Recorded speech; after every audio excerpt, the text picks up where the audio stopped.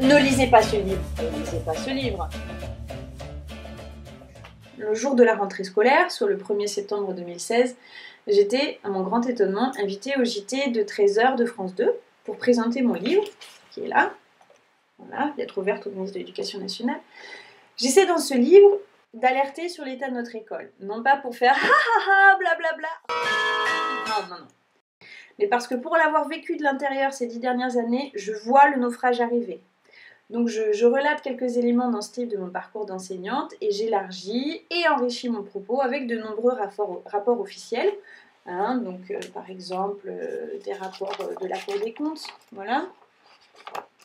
Des rapports de l'OCDE, de PISA, donc il y en a un certain nombre. Ça c'est un rapport du CNESCO, des discours aussi de la ministre, un autre rapport de la Cour des comptes, voilà, que j'ai pu lire et condenser pour vous. Enfin, je ne vais pas tous vous les faire parce qu'il y en a une certaine épaisseur. Bref, donc ce sont des rapports dont le contenu est captivant, mais la lecture est potentiellement rébarbative. Et les conclusions sont rarement exposées au grand public. Donc ce qu'il me semblait utile de faire, c'était d'éplucher et de relayer tous ces rapports dans les temps actuels de confusion des connaissances, des opinions et des croyances. Donc le 30 août, je suis en train de préparer mon baluchon avant de sauter dans le train pour Paris, quand le service de presse des éditions Stock m'appelle. Je décroche pour apprendre que le JT de France 2 est annulé. Mais pourtant, c'était confirmé. Oui, on a bien eu la confirmation hier. Mais alors? C'est pour une autre actu? Il y a quelque chose de plus urgent, de plus important qui est tombé entre-temps? Ça arrive? Ben non. En fait, m'apprend la personne qui travaille chez Stock, il y avait une réunion ce matin à France Télévisions et ils sont revenus sur leur confirmation et ils ont annulé l'invitation. Évidemment, il y a un argument officiel, c'est que j'étais déjà invitée la veille à Soir 3 à 23h et donc ça aurait fait un doublon.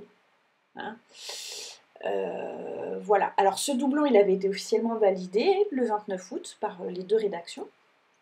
Mais au niveau supérieur, le lendemain, ça n'a pas été jugé pertinent et il a été décidé d'annuler cette intervention.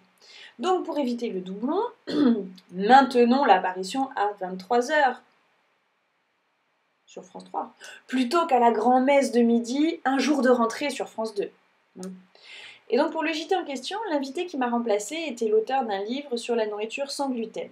Sans mauvais jeu de mots, ça au moins, ça mange pas de pain. Comme dirait mon père, mais pour le burkini, il y aurait pas eu quelques doublons? Mon impression, apparemment largement partagée par les journalistes à qui j'ai pu en parler, c'est que l'ordre est venu d'en haut. D'en haut! Suivez mon regard.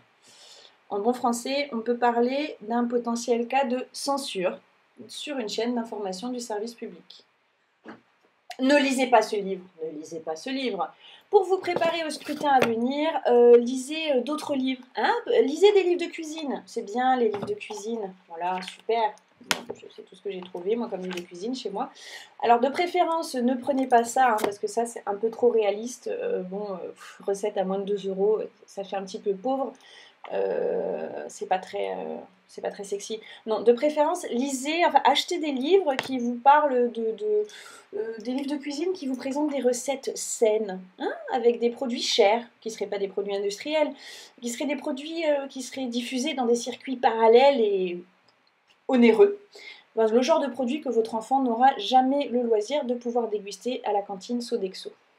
Voilà. Bon.